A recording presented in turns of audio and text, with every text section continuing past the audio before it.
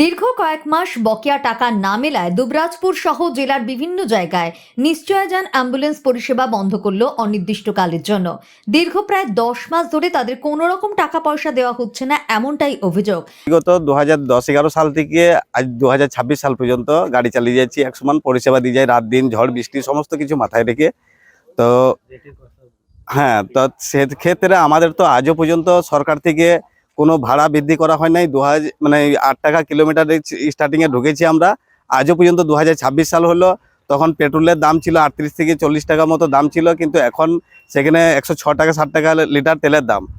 যেহেতু আমাদের এখনো পর্যন্ত সেরকম ক্ষেত্রে কোনো তো ভাড়া বাড়ায়নি, কিন্তু আমরা চাই যে আমরা মানুষকে পরিষেবা দেবো, আমরা মানুষের পাশে থাকবো বলে রাত দিন ঝড় বৃষ্টি ঠান্ডা সমস্ত কিছু মাথায় রেখে আমরা গাড়ি চালিয়ে আসছি, এরপর পরিষেবা দিয়ে আসছি। এতেও আমাদের এতেই যে আমাদের বিল 10 মাস, কোনো জায়গায় 12 মাস, কোনো জায়গায় 10 মাস, কোনো জায়গায় 8 মাস, এভাবে পশ্চিমবাংলার মধ্যে সব জায়গাতেই বাকি আছে। তো আমরা যেহেতু এইভাবে 10 মাস 8 মাস গাড়ি চালিয়ে এখনো পর্যন্ত কোনো বিলের, আজকে 15 দিন আগে 10-15 দিন আগে থেকে সিএমএইচকে ডিএমকে বা বিএমএইচদেরকে সবাইকে আমরা চিঠি করেছি, জানিয়েছি।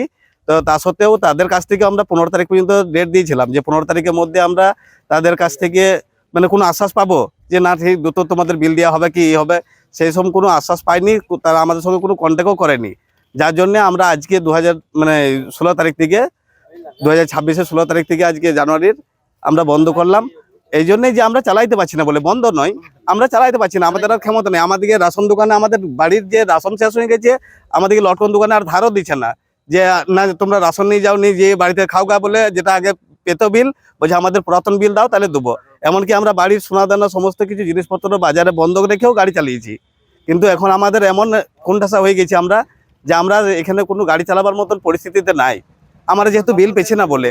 কিন্তু আমরা চাই যে আমরা পরিষেবা দিতে চাই সবসময়, আর আমরা পেশেন্টের সাথেই থাকতে চাই, যে আমরা না পেশেন্টকে যাতে মানুষের কোনো অসুবিধা না হয় সেই দিকটা আমরা সবসময় মাথায় রাখতে চাই।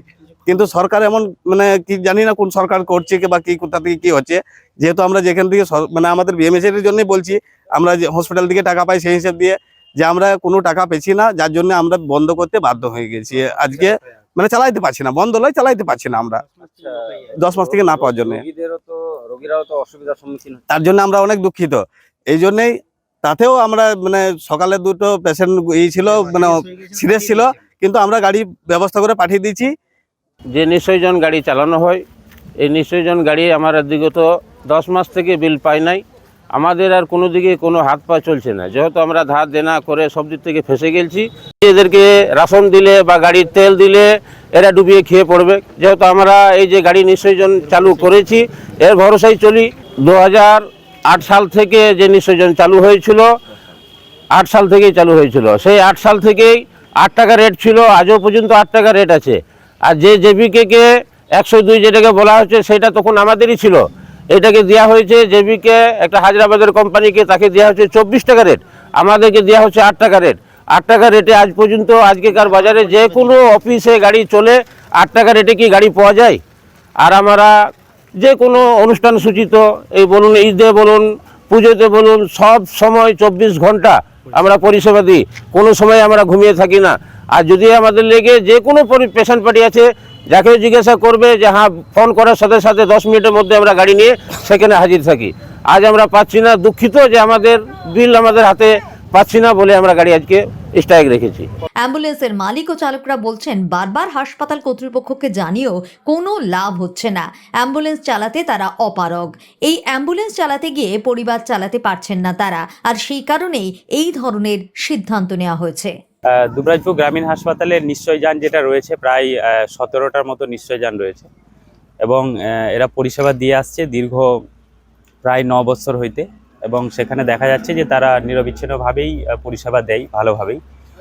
কিন্তু রিসেন্টলি হচ্ছে যে গত 6 তারিখে বীরভূম জেলা মুখ্য স্বাস্থ্য আধিকারিকের কাছে ওনারা ডেপুটেশন দিয়েছিলেন যে ওনাদের বকেয়া যে অর্থ রয়েছে সেটা দেওয়ার জন্য। তো তারপরে আজকে ডেট ছিল যে আজ থেকে তারা গাড়ি চালাবেন না, তো সেটাই হয়েছে। তো সেখানে পরিষেবা সম্ভবত কিছুটা হ্যাম্পার হচ্ছেই। তো আমরা ঊর্ধ্বতন কর্তৃপক্ষকে জানিয়েছি বিষয়টা, দ্রুত এটা চেষ্টা চলছে যাতে সমাধান হয়ে যায়। কোনো বিষয় নয়, পশ্চিমবঙ্গ সরকার রয়েছেন, ঊর্ধ্বতন কর্তৃপক্ষ পুরো বিষয়টা দেখছে। তো যাতে পেশেন্টের পরিষেবা যেটা রয়েছে, আমরা তো চাই যে প্রত্যন্ত গ্রামীণ এলাকার মানুষ, এই দুবরাজপুর হাসপাতালে আপনারা জানেন প্রায় 110 থেকে 20টা ডেলিভারি হয় এবং সেখানে এই পরিষেবাটা খুবই গুরুত্বপূর্ণ, এই অ্যাম্বুলেন্স সার্ভিসটা, এবং আশা করছি খুব দ্রুত এটা সমাধান হয়ে যাবে। আমরা জেলাতে আজকে আমাদের মিটিংও রয়েছে, আমরা সেখানেও বিষয়টা তুলে ধরবো এবং দ্রুত সমাধানের এটা একটা চেষ্টা চলছে আর কি।